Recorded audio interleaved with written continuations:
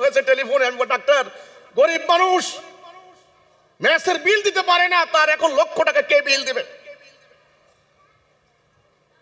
এই বাংলাদেশ, এই রাজনীতি, এই শাসন নীতি, এই পুলিশ বাহিনী, এই সেনাবাহিনী কাকে বলবেন?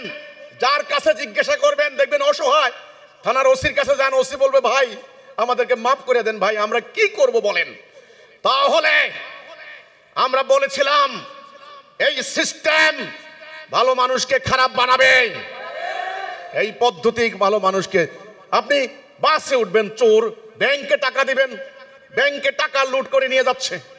আশ্চর্য ব্যাপার, ঘরে থাকতে পাচ্ছেন না, বাজারে চলতে পাচ্ছেন না, সঙ্গে একটা লোক উঠলো পকেট মার। অর্থাৎ তাহলে কি সারা জাতি চোর নাকি? আশ্চর্য ব্যাপার। তাহলে এই যে ব্যাপারটা হলো, আপনারা কি চান? আপনারা এগুলা চান? কি চান? শান্তি।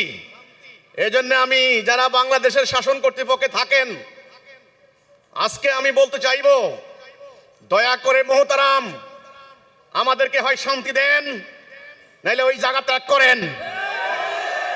আমাদেরকে শান্তি দেন, আমরা শান্তি চাই, আমরা শান্তি চাই। আমাদেরকে শান্তি দেন। ওরা দিতে পারবে না, কারণ আপনি যদি মদের গ্লাস খান, আপনি মাতলামি করবেন, আপনার দোষ না, দোষ হচ্ছে মদের। মদে আপনাকে মাতাল বানাই দিছে। আর আপনি যদি এক গ্লাস দুধ খান, আপনি সুস্থ হবেন, সুস্থ হবেন, পরিপুষ্ট হবেন। তাহলে খাবারের উপরে নির্ভর করছে। আমি যেটা বলার চেষ্টা করছি, যেই সিস্টেম দিয়ে এখন রাষ্ট্র চলে, আইন আদালত চলে, প্রশাসন চলে, রাজনীতি চলে, এই সিস্টেম মানুষের তৈরি।